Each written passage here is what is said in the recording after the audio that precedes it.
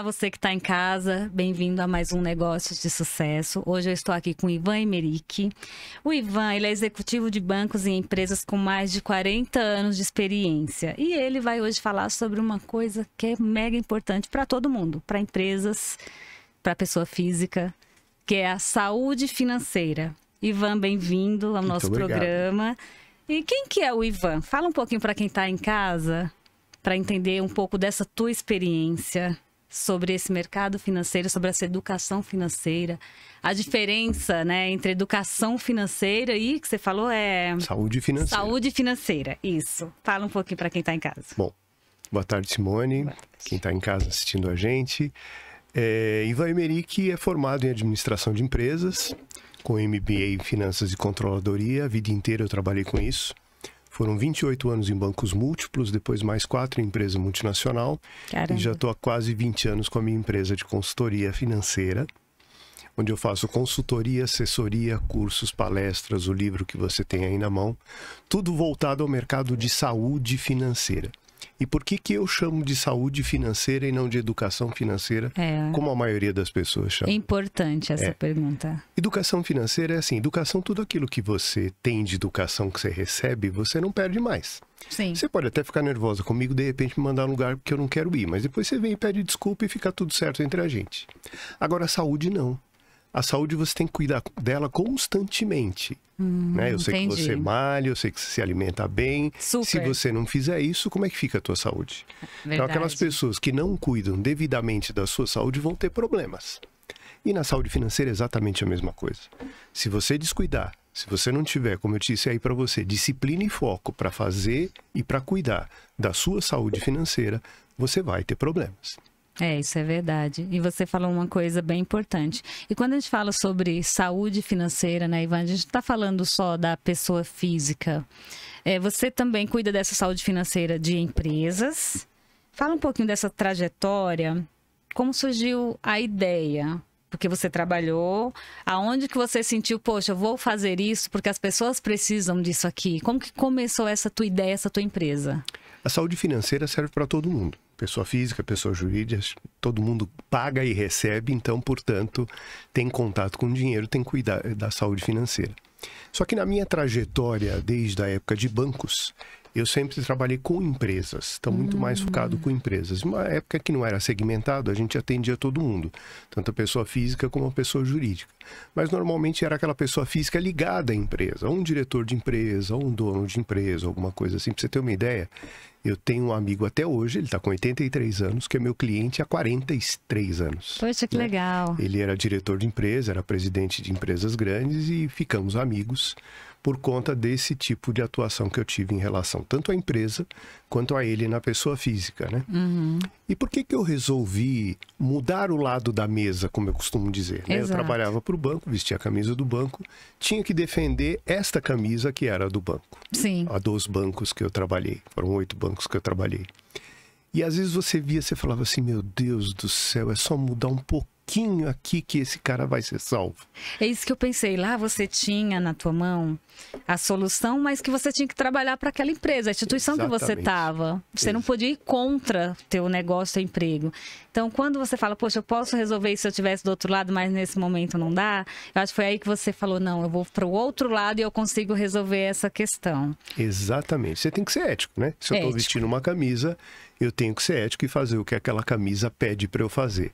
Mas me dava dor no coração, porque às vezes você era obrigado a fazer uma coisa que você falava que sabia que ia prejudicar o cliente. Não que os bancos queiram prejudicar o cliente, mas é aquela coisa, eu sempre empurro alguma coisa a mais de venda, uma taxa de juros um pouco mais adequada ao banco do que ao cliente por uma necessidade, e você via que isso lá na frente ia prejudicar muito o cliente. Quando o mercado bancário começou a mudar, isso foi depois do Plano Real, eu comecei a sentir isso muito mais. Os bancos começaram a passar a trabalhar muito mais em produtos do que naquilo que a gente gostava, que era fazer negócios, fazer operações, emprestar dinheiro, ajudar o cliente a se alavancar, ter capital de giro, poder crescer. Produto, você fala venda de seguro, venda disso, venda daquilo, essas vendas gerais, seguro para casa. Seguro, consórcio, cartão, etc. Né? Então, assim... Tinha a meta deles, né? Tinha, e continua tendo. E vendas embutidas, você nem imagina que tá lá, e a pessoa, se não tiver talvez uma consultoria bem dada, nem sabe que tem. Exatamente. Então, hoje, quando eu vou dar consultoria, que eu vejo, falo, o que é isso aqui? Para que esse seguro? Para que esse consórcio? Para que tudo isso aqui? Ah, o gerente me pediu para ajudar ele. Eu falei, quem é que está te ajudando? Isso aqui só está te prejudicando. Então, você acaba saindo com um negócio que não é vantajoso. E nessa época, eu comecei a ver que era hora de eu mudar o lado da mesa, né? Então, assim, passar a trabalhar mais para aquele empresário, que muitas vezes é um pequeno empresário, que não tem essa visão, e que acaba se atrapalhando por conta disso. Ele vai para o banco para pedir ajuda e acaba saindo de lá, muitas vezes, com um problema maior do que quando ele entrou. Exatamente. Uma coisa, você falou, a pessoa tem que ter preocupação com a saúde financeira, né? Por que você fala que tem que ter essa preocupação com a saúde financeira? Explica pra gente da onde que tem que começar essa preocupação. Tem que começar do zero. O primeiro dinheiro que você recebeu, você já precisa começar a cuidar disso. Como eu falei para você, minha filha começou a trabalhar agora. E é muito difícil. É muito difícil. Mas tudo aquilo que é difícil, tudo aquilo que é bom é difícil, né? Já dizia Ayrton Senna. Exato. Para você conseguir um objetivo, e se ele quanto mais difícil for, mais prazer vai te dar. Sim. Minha filha começou a trabalhar agora, lógico, ganhar pouco. Eu falei, filha, 10% do seu salário você vai aplicar. Ela falou, pai, mas não é pouco? Eu falei, você precisa criar o hábito de aplicar. É muito melhor você ter o hábito de investir dinheiro do que emprestar dinheiro, né? Num você está ganhando pouco, mas está ganhando. No outro você está pagando, e muito. Então, esta cultura de você, ao invés de você se endividar, você ter os recursos para fazer alguma coisa lá na frente, para você fazer um planejamento, é muito importante. Por exemplo, ela tem 18 anos, então ela está começando a vida agora, ela tem muito chão pela frente, muito tempo para investir. Você imagina se eu falo para ela assim, não, você está com vontade de comprar, quer um iPhone novo? Vai lá, faz em 12 vezes, não sei o quê. Puxa vida, não é por aí, né? Então, a saúde financeira tem que ser cuidada desde o primeiro momento, porque é a mesma coisa. Se eu tenho o hábito de fumar, me alimento mal, não faço exercício, mais jovem eu vou ter problema de saúde, não é isso, Simone? Com certeza. Se eu começo a fazer isso desde cedo, a minha longevidade vai ser muito melhor. Claro que existem intercorrências no meio do caminho, a gente sabe disso. Mas a melhor forma é essa, você desde o primeiro momento, você cuidar da sua saúde financeira. Você sabe que antes de vir para cá, eu estava conversando com uma amiga, e ela mora na Alemanha, e a gente estava conversando sobre essa questão de inflação e tudo mais. E ela comentou uma coisa bem engraçada. Ela é lá do Nordeste, ela mora há 20 e poucos anos na Alemanha. E ela falou assim, Simone, é que vocês gastam demais. A gente aqui, você não tá entendendo. De tudo que eu recebo, eu separo uma parte. E vocês não. É balada, é festa, não sei o que. Ela começou a falar um monte assim pra mim. Eu falei, nossa, por coincidência, hoje eu vou ter alguém sobre saúde financeira na minha mesa, né? Será que é um sinal? E outra coisa que é importante, até eu gostaria de entender teu ponto de vista. Aqui a gente entrevista muito empresário. E a saúde financeira, no teu ponto de vista, ele começa como uma pessoa física. Se ele faz uma boa administração com pessoa física, ele vai saber fazer uma boa administração com pessoa jurídica.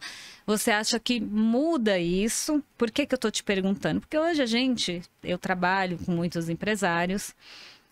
E, lógico, eu estou fazendo uma pergunta longa, mas depois você discorre da sua maneira. Tem muita gente que o negócio não dá certo. Muita gente atribui ao negócio. Mas muitos é uma má administração.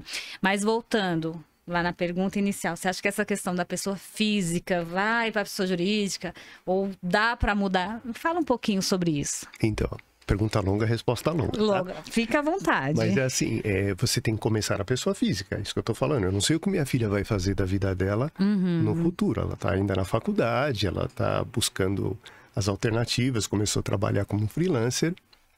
Mas eu falei, você tem que adquirir o hábito de poupar, de controlar as suas finanças, né? Aí no livro tem um métodozinho de 5 passos para você ter uma excelente saúde financeira. Depois eu mostro o livro, tá, gente? Isso. E a gente vai falar dele aqui ao longo. Mas o primeiro passo é você criar este hábito. Se você não tiver uma boa saúde financeira na pessoa física, a tua pessoa jurídica vai refletir exatamente isso. Então, muitas vezes, o que você fala é uma realidade.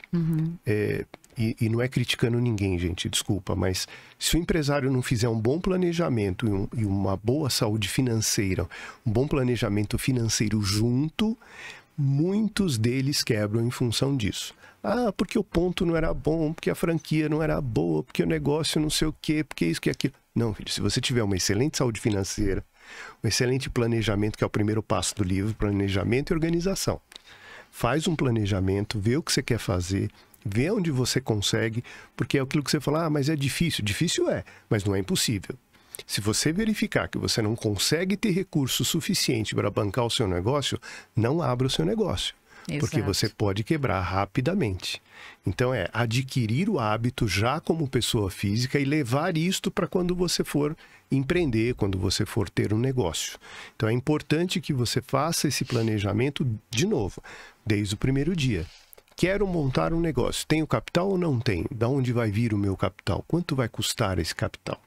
Né? Se você já fala assim, eu vou me endividar no cheque especial, no banco, no cartão de crédito, saiba, teu negócio não dura 6 meses. Ivan, eu vou te cortar um pouquinho, claro. Mas até para você entender.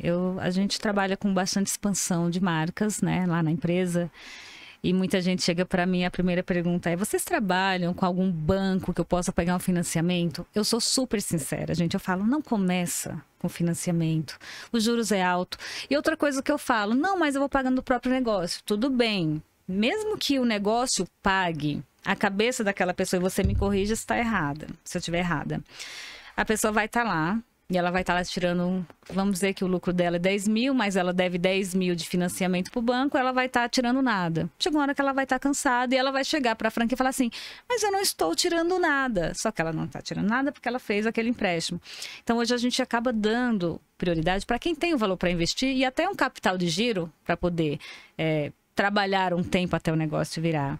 E como que você vê isso? Porque hoje eu acho que é comum. E o que eu quero inclusive perguntar, se você não terminou a resposta, pode terminar.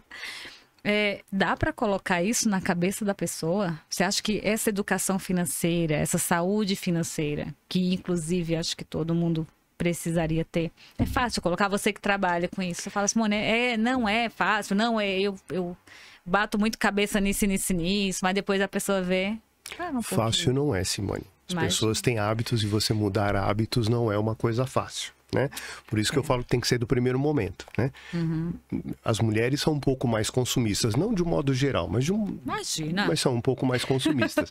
Eu costumo dizer assim, quais são as 2 palavras que a mulher mais gosta? É promoção, tava com desconto. Pra mim é isso. E sapato. E quando junta as 2, maravilha. Não, aí não tem como. Exatamente, passo no cartão e tudo bem, depois eu vejo como é. Mudar esse hábito dos gastos é a parte mais difícil. Você controlar a pessoa nos gastos é a parte mais difícil.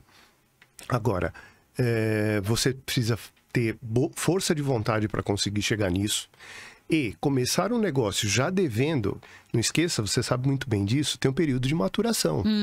Eu não monto o meu negócio e no primeiro mês eu dou lucro. Muito difícil atingir o ponto de equilíbrio, imagina ter o lucro, né? Então você imagina que neste período que você vai ficar ainda fora, abaixo do teu break-even, até abaixo do ponto de equilíbrio, como é que você vai fazer para pagar esse empréstimo? Quanto é o juro que o banco vai te cobrar? Se você, como eu estava dizendo, se você vai para o cartão de crédito ou para o cheque especial, pior ainda. Sabe quanto que é o juro do cheque especial? É 8,5% no mínimo. Muito alto. E o do cartão de crédito? Faço ideia. 15% ao mês. Ao mês, quando você tem uma Selic hoje de 10,5% ao ano. Olha só. Por que essa diferença tão grande de 10,5% ao ano para 15% ao mês? Você sabe? Não. Quais são os componentes de uma taxa de juros? Taxa de juros é a expectativa de inflação, tá? Mais os impostos que os bancos também têm que pagar, um lucro que ele quer ter e mais uma coisa que é aí que pega, é a taxa de inadimplência. Hoje você tem uma distribuição de cartão de crédito para Deus e todo mundo tem cartão de crédito. E todos os bancos mandam 10 cartões para todo mundo. Exatamente. Tem meta de cartão. Exatamente. Então, antigamente, como a gente falava, assim, era só para os bacanas ter cartão de crédito, né? Diners Club, então era uma coisa assim muito exclusiva. Tal. Hoje qualquer um tem cartão de crédito. Por quê? Porque se você não pagar o cartão de crédito, depois você vai lá, renegocia para o banco e paga uma ninharia. Mas por que o banco pode fazer isso? Porque tem gente que paga os 15%. Então, quem paga, paga por quem não paga. Isso é uma pergunta, isso que você tocou é um assunto interessante. Agora eu vou tirar uma dúvida minha. Eu acho que até tem que estar de quem está em casa também, por exemplo. Então, digamos que a pessoa foi lá, estragou o cartão e... Nesse caso, aqui ninguém é dono da verdade, não é dito passa ou não. Neste caso, seria melhor, se a pessoa já extrapolou aquele período de 15%, o melhor é voltar, então, deixar e negociar com o banco do que tentar ficar pagando juros que já não consegue mais? O ideal é não chegar nesse ponto. É por isso que eu estou falando, é começar antes. O ideal é não chegar, viu, gente? Exatamente. Mas se chegar... Recentemente, ano passado, eu até fiz uma negociação dessa com uma pessoa até que era muito próxima minha na época. O ideal é você buscar outras formas de financiamento mais baratas para suprir, pagar esse cartão, ficar livre, ou então você esperar, que é a parte ruim, você esperar sujar seu nome, né? Protestar, dar um tempo, que aí é que o banco vai negociar com você de uma forma melhor. Mas precisa ter estômago, não acho que é um bom negócio. Não, né? Melhor cuidar da saúde antes, deixar adoecer, não. Então é assim, busca uma forma de você ter juros mais baratos, o banco até hoje em dia ele é obrigado a te oferecer uma condição mais barata, pelo próprio Banco Central, você tem que negociar, ao invés de 15%, ele pode conseguir, por exemplo, a 5%, já é um terço, né? E aí você consegue isso e vai pagando e resolvendo a questão. Agora, o principal ponto é fazer aquilo que eu brinco, eu devia ter trazido uma tesoura. Porque quando eu dou consultoria, quando eu dou curso, quando eu dou coaching para alguém, eu falo assim, você tem tesoura em casa? Eu falo, tenho, por quê? Chega em casa, pega o seu cartão de crédito e corta ele em 4. Puxa, mas como é que eu vou fazer daí pra frente? Eu falei, então, essa é a pergunta que eu queria que você fizesse. Como é que eu vou fazer daqui pra frente? Eu te respondo, Ivan. Sabe por que eu respondo? Porque agora tem um sistema que você põe o bendito do cartão no celular. E agora... Pois é, isso é um problema. Então, porque eu já fiz isso. Eu já falei, não, vou deixar meu cartão em casa pra não gastar o cartão, pra deixar. Só que o bonito tá aqui. Aí você vê aquela promoção, o sapato e o desconto, aí você fala, não, eu tô aqui, é só... passar. Os bancos são muito espertos, eles aprenderam ao longo do tempo a poder sobreviver com tudo isso. Por isso que os bancos são os melhores negócios no Brasil, pelo menos, né? Sim. Por conta disso. Óbvio, existe uma tecnologia que tem que ser utilizada, mas ela tem que ser utilizada a teu favor também. Existem aplicativos também que fazem controle das suas finanças, que é o segundo passo do meu livro, é o controle. Importante. Então é importante que você saiba onde você está gastando e você evitar de que você ultrapasse esse limite, né? Daquilo que você pode. Eu costumo brincar assim. Imagina que você chega em casa, Simone, e tem lá uma encomenda que você não pediu. Você olha para aquilo e fala assim, nossa, mas o que é? Eu não uso isso. Não, eu vou devolver, não quero nada disso. Você tem hoje, tudo como você disse, aplicativos que facilitam sua vida, mas existem aplicativos também que fazem o segundo passo do meu livro, que é o controle financeiro. Não adianta você sair comprando. Isso aqui cabe no bolso? Não cabe no bolso. Divide em 3 vezes, 5 vezes, em 10 vezes e tá tudo bem? Não é bem assim. Quando você vai acumulando tudo, depois não cabe mais no bolso. Quando eu dou coaching para alguém, eu explico como é que tem que fazer o controle. Então, você tem que colocar lá tudo no teu fluxo de caixa, tudo aquilo que entra e tudo aquilo que sai. E aí depois eu volto para saber como a coisa está. Aí a pessoa fala, não, agora tá uma maravilha, resolvi tudo, só tem um problema. Qual é? O cartão de crédito. Cartão de crédito, ele não é despesa. Despesa é o que está dentro do cartão de crédito. Sim. É o posto de gasolina, é a pizza, é o supermercado, é o sapato que eu comprei, é a roupinha que eu comprei, o iPhone que eu dividi em 12 vezes. Essa é a despesa que você tem que considerar para ver se cabe dentro do teu orçamento. Então, o segundo passo é justamente isso, é o controle. Então, eu faço um plano, faço uma organização e agora eu preciso me controlar para não gastar além daquilo que eu posso. Isso tanto na pessoa física quanto na pessoa jurídica. Sempre. Oi, Ivan, quais as ferramentas que você tem de gestão que você considera que é simples para a gente poder trabalhar essa saúde financeira?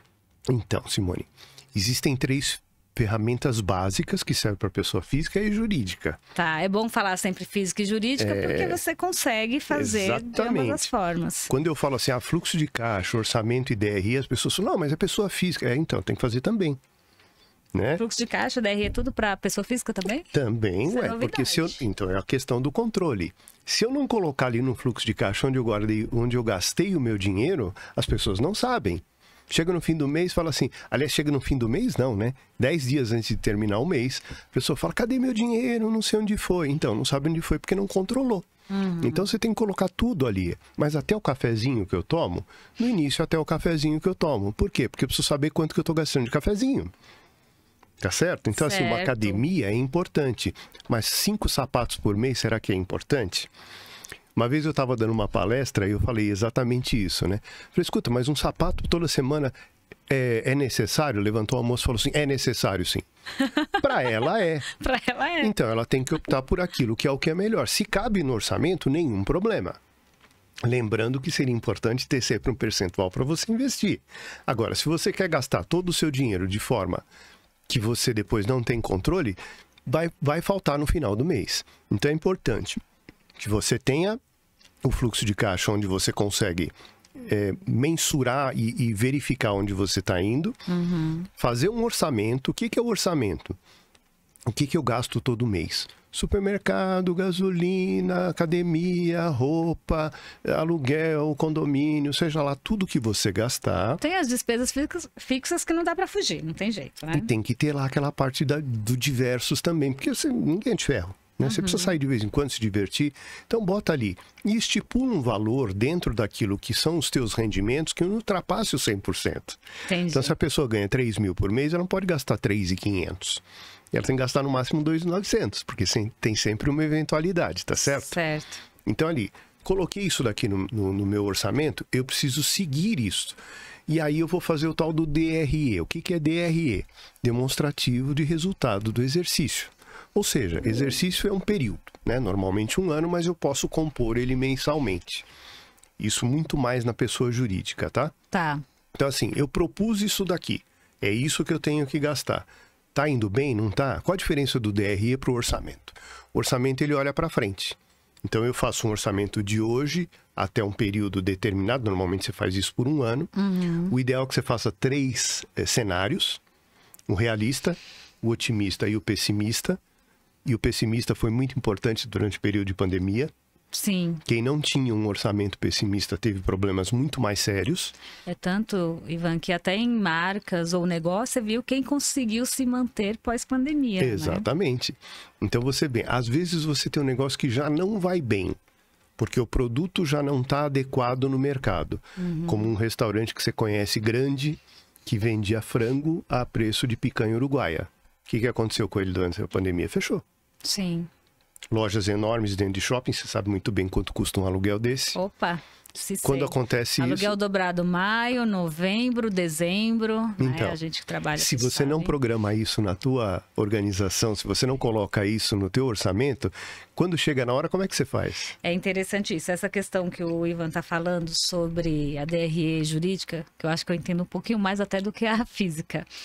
A gente faz realmente esse planejamento, lógico, agora com a ajuda do Ivan mais ainda, que a gente coloca, inclusive, funcionários, algumas despesas extras e calculamos 50% de aluguel a mais no mês de maio, por conta do mês das mães, falando de shopping center, tá, gente? Novembro também, 50% a mais e dezembro é dobrado, é 100%. Então, um aluguel de 10 mil, ele vai para 20 mil reais em dezembro, né? E nessa DRE que você está comentando, a gente faz essa projeção para o ano inteiro para saber. Exatamente. Isso aí. É a provisão que a gente chama, né? Tem uma importante. Você falou, precisa colocar o funcionário. É verdade. Só que em dezembro você tem que pagar 13º. Também, Então você tem que guardar 1/12 todo mês para que você tenha esse dinheiro lá na frente e não chegar em dezembro e falar assim, nossa, é agora, vou atrás do banco, vou fazer não sei o quê. E pode ser que você consiga no banco num juros alto e pode ser que chegue um momento que a economia não vai bem, que os bancos estão restringindo o crédito e você não vai conseguir. Como é que você vai fazer? Você vai deixar de pagar o 13º do teu funcionário? Então, 1/12 de 13º e 1/12 de férias, mais 1/3, né? Que é aquilo que a lei determina, é importante que você tenha isso provisionado no teu DRE. No teu orçamento, na verdade, e ir comparando com o teu DRE. O DRE, depois você vai ver aí no livro, que eu abro o livro com a história do Titanic. Por quê? Porque o Titanic, ele tinha um plano. Ele ia sair de Southampton, na Inglaterra, e chegar em Nova York, nos Estados Unidos. Sim. E se ele chega em Miami, você fala, tá bom, tá dentro dos Estados Unidos. Com 2.000 quilômetros de diferença. Será que era o que eles queriam? Não. Não. Então, assim, eu preciso saber, por isso que eu comparo orçamento com DRE, para ver se eu estou no caminho certo. Naquela época, você não tinha os instrumentos que se tem hoje para você fazer o mapa de navegação e poder seguir uma linha reta. Hoje nós temos aí no carro Waze, GPS, etc. Não é isso? Naquela época era carta de navegação de quem já passou por ali e dizia assim, olha, aqui tem um perigo assim, ou outro. Para quem assistiu o filme, lembra que ficavam 2 caras lá na frente assim, né? Sim. Olhando até ver a ponta do iceberg. Porque podia vir um iceberg, podia vir uma tempestade, um nevoeiro, que foi o que atrapalhou e não deu para ver o iceberg.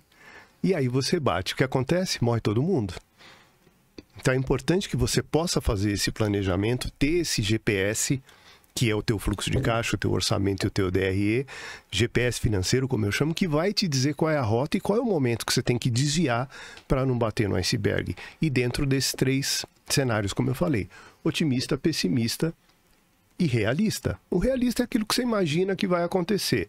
O otimista fala assim, e se tudo for melhor do que eu esperava? Melhor ainda. E não é bem assim. Não. Por quê? Porque talvez você precise de mais funcionário, talvez você precise de mais capital de giro para comprar mais mercadoria, e nesse capital de giro talvez você tenha que pagar juros. Então é importante crescer, mas dentro de um planejamento. Se você cresce demais, isso pode ser ruim. Não que é ruim, se cresce mas pode desorganizadamente. Ser. Exatamente. Desorganizadamente. Então é assim, por isso que se eu tiver três cenários diferentes, eu consigo ir corrigindo e falar assim, olha, tá aqui, de repente a coisa tá indo melhor do que eu esperava. Ou uma pandemia, ou alguma coisa semelhante a isso, ou algum outro problema que a gente possa ter. E aí a coisa cai. Bom, se eu não tiver aqui separado o dinheirinho do 13º, como é que eu pago meus funcionários no final do ano? Se eu tiver muito endividado em banco, como é que eu faço para pagar essas mensalidades? Né? E se o governo não me ajudar, como houve no caso da pandemia, teve o Pronamp, isso ajudou bastante muita gente. Porém, isso é uma coisa muito legal.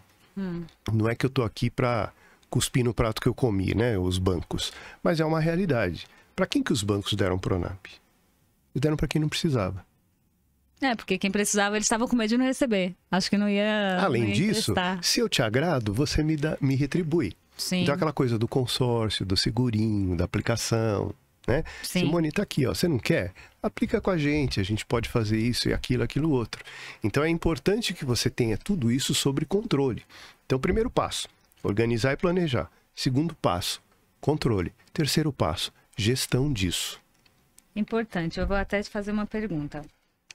Dentro do seu livro, que é esse livro aqui, ó, gente, você tem também explicando como faz essa gestão financeira, ensina as ferramentas. E outra pergunta que eu vi aqui, eu abri no capítulo 3, fala assim, seus funcionários, como anda a saúde financeira deles? Por que me interessei por essa questão funcionários?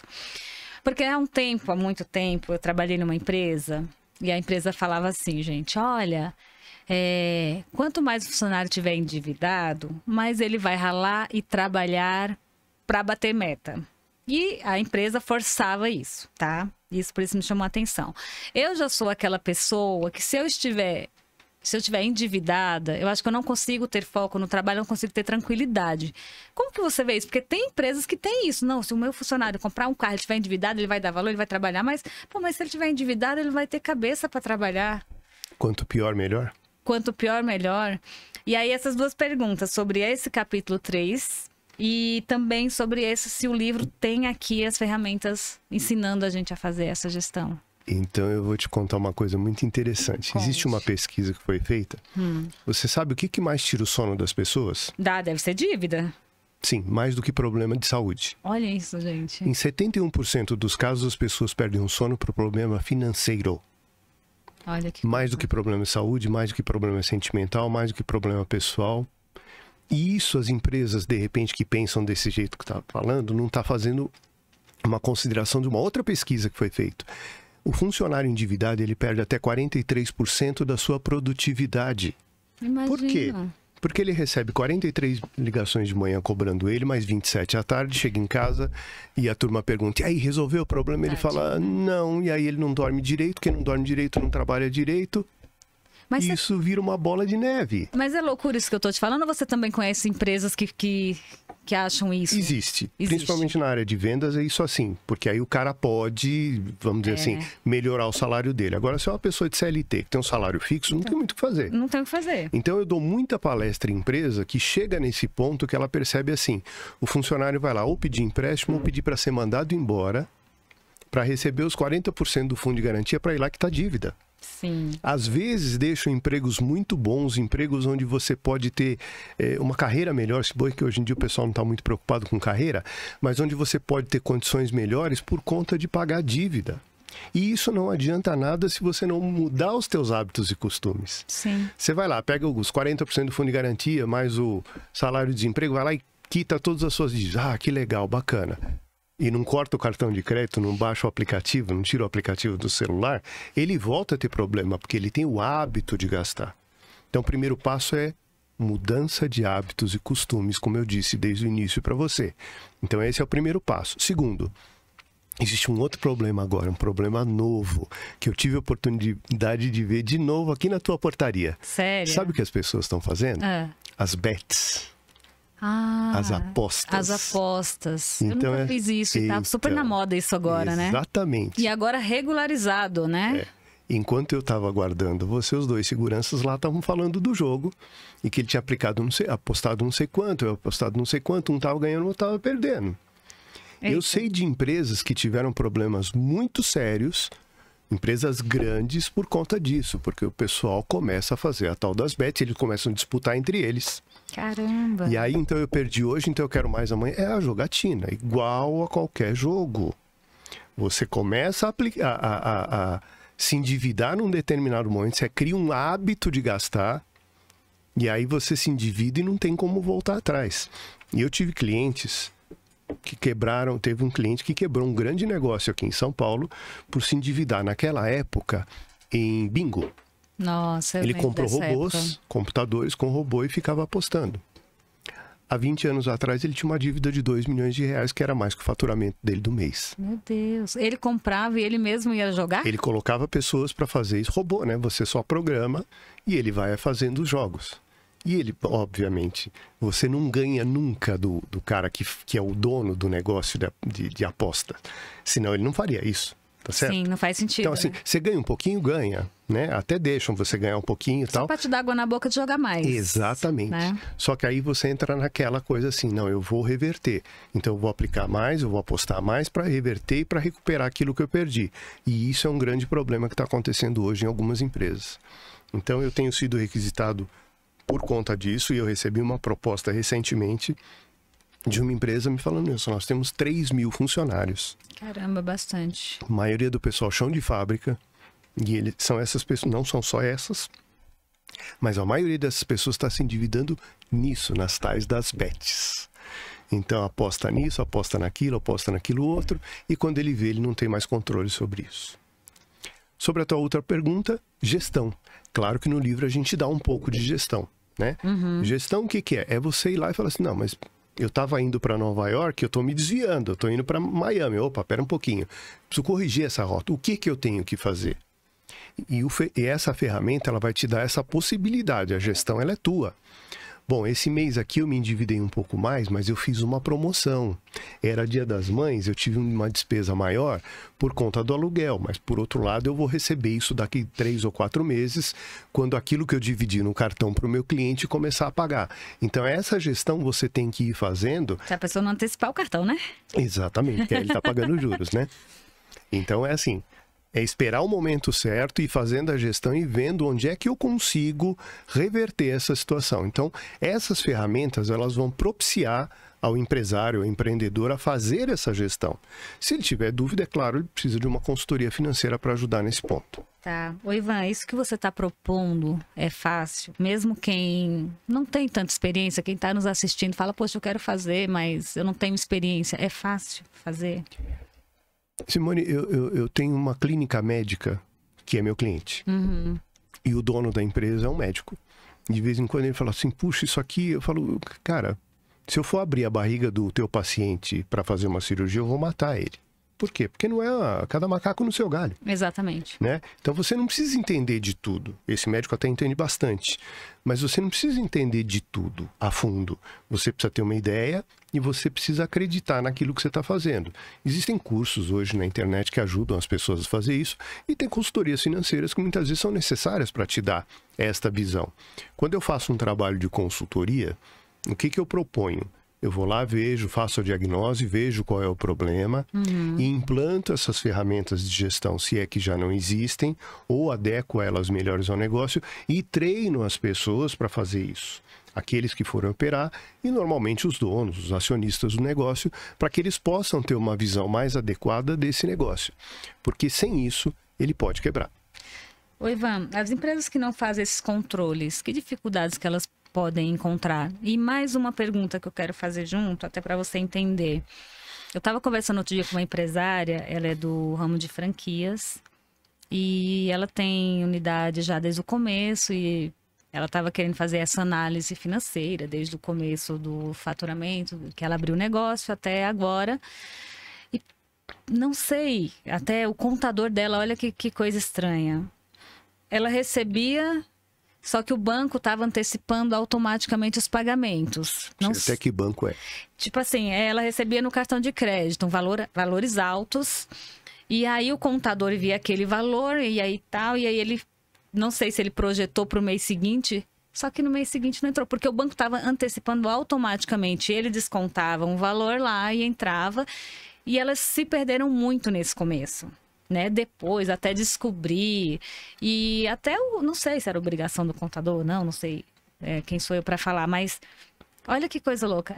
Eles estavam projetando uma venda, eu falei, gente, mas até é muita falta de experiência, porque se você sabe que você vendeu X e foi no cartão de crédito, né? Como que é? Então, fala um pouquinho sobre isso. Então, é aquilo que eu falo dos bancos, né? Dos bancos. Eu sei até que banco é esse. Eu não sei que banco que é, mas olha que eu fiquei assim, falei, gente... ele faz isso, aconteceu com outra cliente minha, que tem restaurante.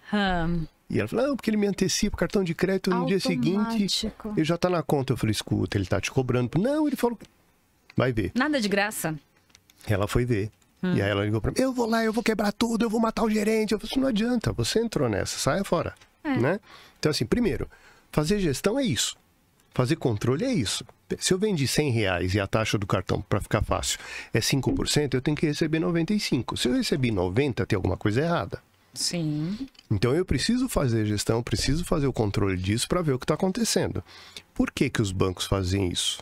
Não estou dizendo que o banco tem má fé, mas é que a maioria das pessoas, ou 90% das pessoas, não fazem esse controle. E eles já trabalham com isso, se você não falar nada, estiver gostando, eles deixam, né? Lógico, eu tô fazendo uma antecipação, tô ajudando você, tô te dando um fluxo de caixa adiantado. Não começou bonzinho, né? Muito. O contador, será que a obrigação não depende do contrato dele, depende do que está no escopo. Normalmente um contador, ele vai fazer aquilo que é fiscal, contábil, aquilo que você apresenta para o governo. E ele tem que fazer isso muito bem, porque ele é penalizado quando ele não faz isso bem.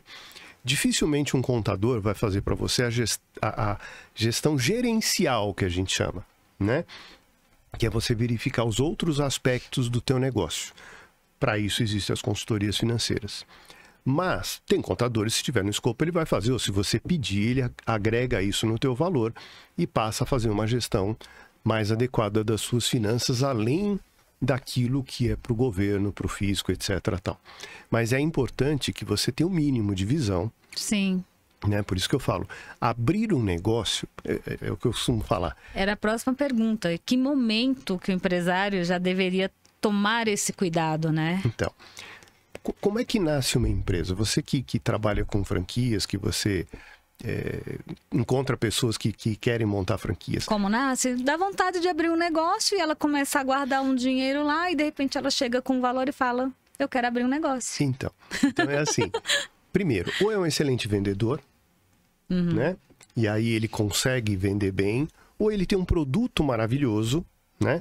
Que, como eu costumo falar, que é um produto maravilhoso. Sim. Né? De repente você vende porque o produto é bom ou você é um excelente vendedor. Dificilmente o cara abre um negócio porque ele é um financeiro muito bom, a não ser que seja alguma coisa ligada a finanças.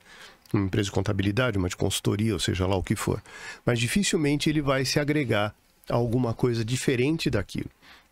Então você tem pessoas, e acontece muito em franquia, que é assim, o cara trabalha a vida inteira, 35 anos e se aposenta, Sim. recebe lá uma grana e fala assim, eu ainda sou jovem, eu quero continuar trabalhando e eu quero ter uma renda extra. Vou montar um negócio. Normalmente ele fala assim, vou montar alguma coisa na área de alimentos. Por quê? Porque a pessoa tem que se alimentar todo dia. E é uma verdade. A maioria gosta de alimentos por isso. Mas é onde dá mais problema. Por quê? Porque as margens são estreitas, as sobras são muito grandes, as perdas são muito grandes. Exato. Se você não fizer isso, você não consegue ter um negócio de sucesso. Né? Seja lá o que for, mesmo um café. Né? Sim, dificilmente você tem um café que só vende café. Né? Você tem um pão de queijo, você tem uma tortinha, você tem alguma coisinha lá que isso é perecível. E já vão agregando para melhorar esse faturamento, né? Exatamente. Então, de novo, quando que eu preciso começar? Um passo antes. Antes de eu querer fazer alguma coisa, assim, o que eu quero fazer? Ah, eu quero trabalhar com franquia de café, como eu falei agora. Perfeitamente. Quais as opções que você tem? 3, 4, 5? Legal. Ótimo. Vou montar um plano em cima disso. Quanto eu posso investir? Quanto custa essa franquia? Quais são os custos todos agregados que eu vou ter em cima disso? E quanto vai sobrar? Quando vai sobrar? Como eu disse, existe o período de maturação.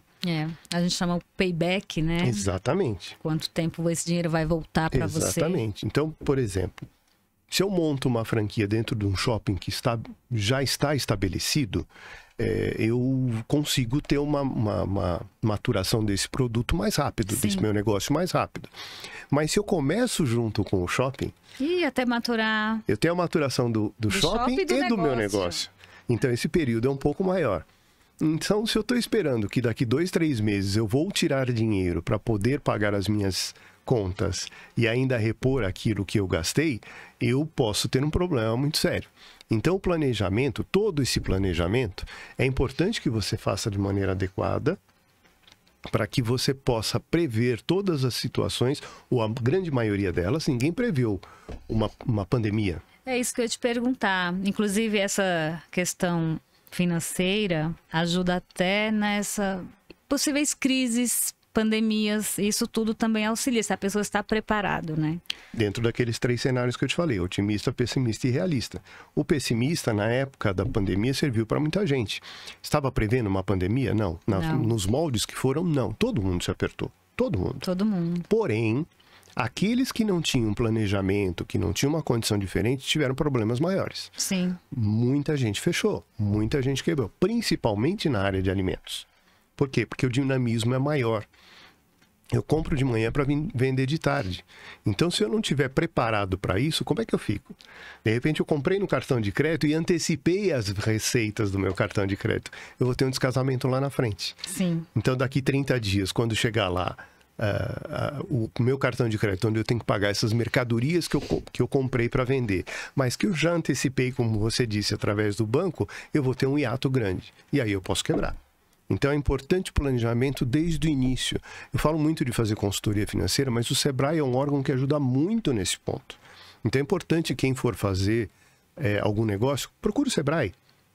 O Sebrae ajuda a fazer planejamento, o Sebrae tem cursos de finanças, que às vezes as pessoas fazem lá e o curso não é muito dirigido, ele é mais macro.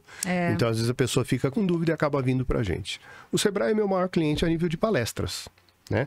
Sim, porque você tem cursos específicos que tanto para a pessoa física ou jurídica você consegue sentar com a pessoa, entender realmente onde é o problema e poder fazer essa, como é que eu posso dizer, essa questão, esse planejamento.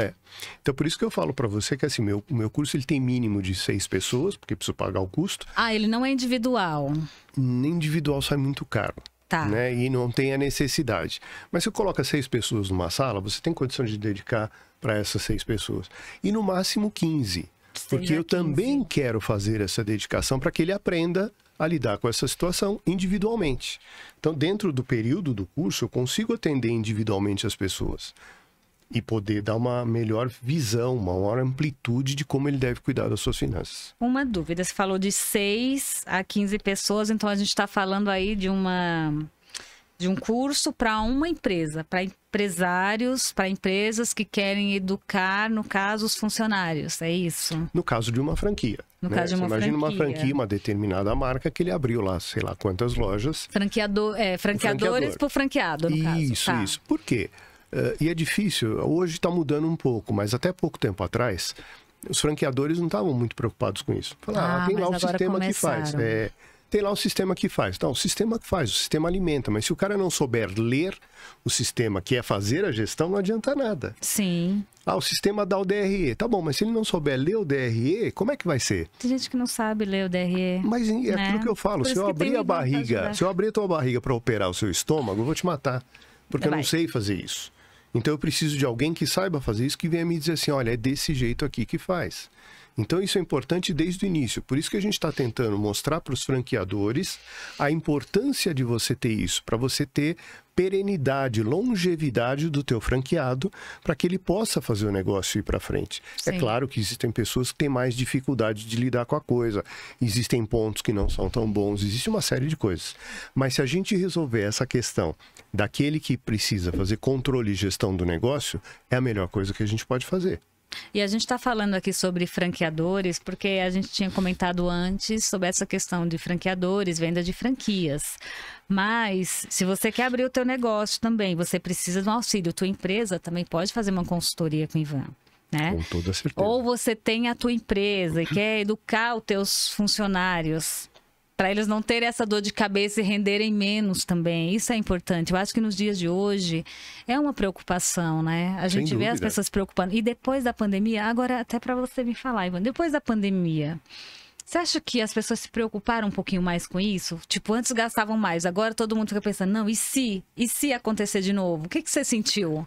Isso depende muito do setor. Existem coisas que sim, as pessoas se planejam mais, investimentos maiores as pessoas estão evitando de fazer, porque assim, poxa, isso aqui eu vou dividir em 12 parcelas, ou eu tenho que juntar dinheiro durante um determinado tempo para fazer, as pessoas pensam mais. Se é um consumo imediato, por exemplo, alimentação, muitas vezes o cara troca uma alimentação de 50 por uma de 40, mas ele não deixa de se alimentar. Né? O importante seria se essa pandemia tivesse servido para isso, para a pessoa começar, ao invés de gastar mais, dele começar a se adquirir o hábito de poupar, né? Poupar, economizar para aplicar. E aí é que a gente não chegou nesse ponto ainda, pelo menos na grande maioria delas. Ainda não. Você diria o que assim para a pessoa que quer investir? Vamos lá. Que conselho que você já deixaria para a pessoa? Olha, primeiro faz isso, assim, dá um conselho para quem quer investir no negócio. Dá um recado. Montar um negócio, você fala? Sobre essa questão da saúde financeira. Então. Só uma dica, olha, faz isso antes. Então, é isso que eu tô falando. Primeiro, assim, escolha o que você quer fazer, de acordo com as tuas aptidões, de acordo com os teus sonhos, né? Sim. Então, assim, eu quero montar... Que goste também, exatamente. Né? Precisa gostar, senão não dá certo, né, Simone? Eu acho. Então, você sabe muito bem disso. Então, assim, quero montar tal franquia, tal negócio, tal coisa. Legal. Ótimo. Quais são os prós e contras daquilo? Sim. Quanto eu preciso investir? Faz um plano. Quanto eu vou investir? Qual é a possibilidade de retorno? Não imagine que aquela possibilidade de retorno que está sendo apresentada para você, ela vai se realizar. Nem sempre ela se realiza naquela velocidade que você quer. Então já põe ali uma margem de segurança e aí ele começa a fazer. O orçamento, a primeira coisa. Quanto que vai ser no primeiro mês, no segundo mês, no terceiro mês? Quando é que eu vou chegar na maturação do meu negócio? Quando é que vai começar a sobrar dinheiro para eu poder pagar? Porque assim, a pessoa física pode se endividar, a pessoa jurídica jamais.